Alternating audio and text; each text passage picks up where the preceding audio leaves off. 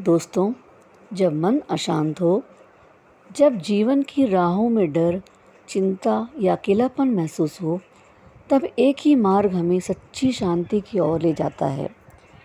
वह है भक्ति का मार्ग। आज हम जानेंगे भगवद गीता के अध्याय 12 भक्ति योग का गहरा अर्थ, जहाँ भगवान श्री कृष्ण ने बताया है कि सच्चा भक्त कौन है और भक्ति के मार्ग से भगवान को कैसे पाया जा सकता है। आइए शुरू करते हैं प्रेम, विश्वास और समर्पण की इस दिव्य यात्रा को। अध्याय 12 भक्ति योग। संवाद अर्जुन और श्री कृष्ण के बीच। अर्जुन भगवान से पूछते हैं, हे भगवान, जो लोग अव्यक्त ब्रह्मा की उपासना करते हैं और जो लोग आपके रूप की भक्ति करते हैं, इन दोनों में कौन श्रेष्ठ है?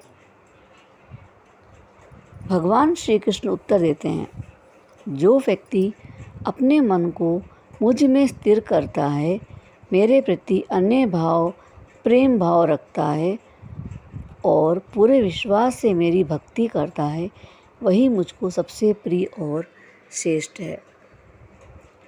जैसे कोई बच्चा अपनी माँ पर पूरा भरोसा रखता है, वह सोचता भी नहीं कि माँ मुझे खाना देगी या नहीं, बस विश्वास रखता है कि माँ है तो सब ठीक है।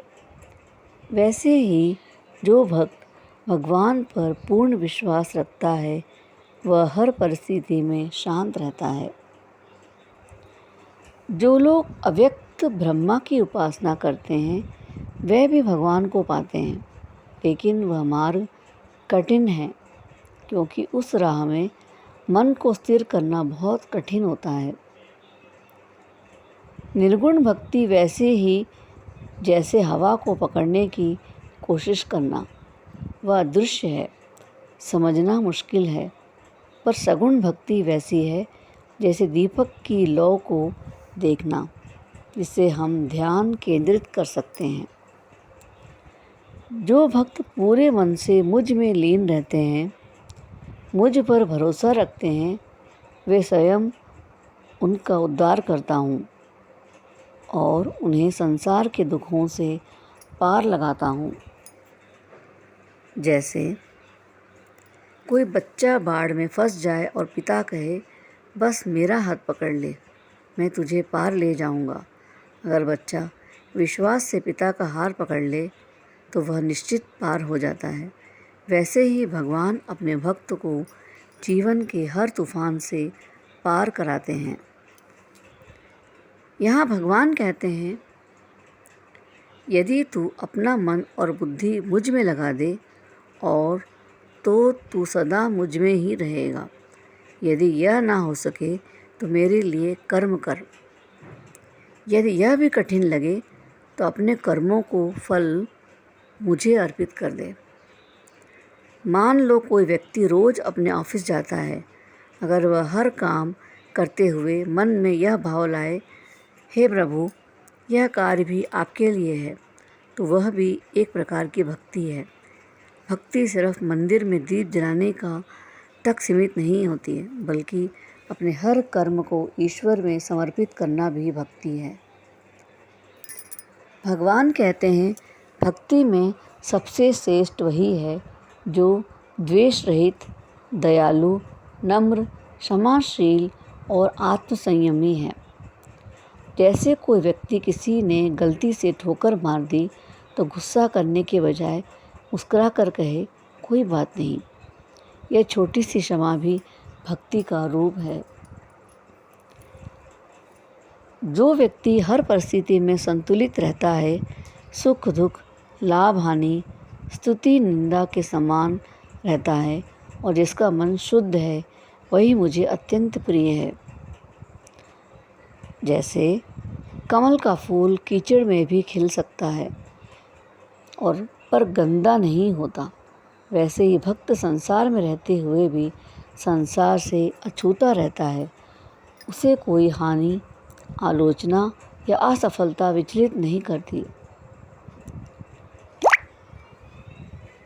जो व्यक्ति शांति, श्रद्धा और पूर्ण प्रेम से भक्ति करता है, जो किसी को दुख नहीं देता और जो हर जीव में मुझे देखता है, वह सच्चा भक्त है और मुझे अत्यंत प्रिय है। जैसे ऐसा व्यक्ति अपने आसपास के सभी लोगों में भगवान को देखता है। वह पेड़ को काटने से पहले सोचता है, पशु को मारने से पहले करुणा महसूस करता है, क्योंकि उसे हर जगह भगवान का ही अंश दिखता है। दोस्तों, अध्याय का सारांश इस प्रकार है।